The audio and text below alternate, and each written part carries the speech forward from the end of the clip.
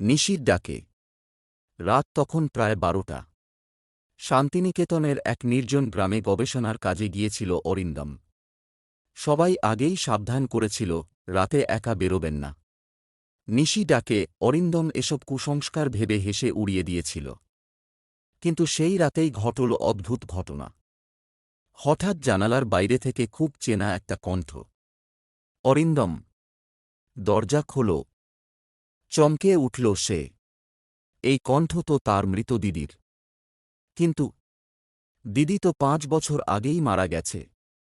মাথা ঝাঁকিয়ে নিজেকে বোঝাতে চেষ্টা করল, এটা মায়া। কিন্তু কণ্ঠটা আবার শোনা গেল, এবার আরও কাছে। অরিন্দম, আমি এসেছি। দরজা খোলো।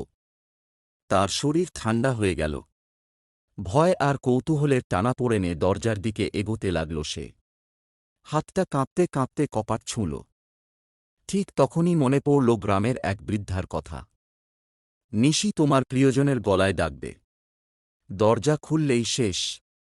হাত থেমে গেল। কিন্তু বাইরে থেকে এবার দরজায় ধাক্কা, ধপ ধপ ধপ। অরিন্দম, খুলে দাও। আমি একা। খুব ঠান্ডা লাগছে। চোখ দিয়ে জল গড়িয়ে পড়ল অরিন্দমের। দিদির কণ্ঠ এত বাস্তব, এত অসহায়।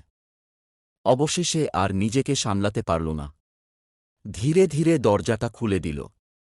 দরজা খোলার সাথে সাথে হাওয়া যেন জমে গেল।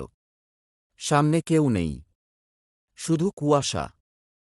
হঠাৎ পিছন থেকে ঠান্ডা নিঃশ্বাস। আমি তো এখানে।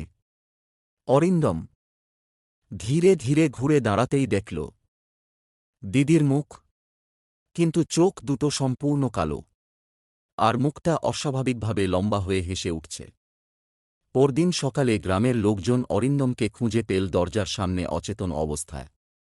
তার মুখে একটাই কথা, ওটা দিদি ছিল না। ওটা দিদি ছিল না। তারপর থেকে সেই ঘরে কেউ থাকে না।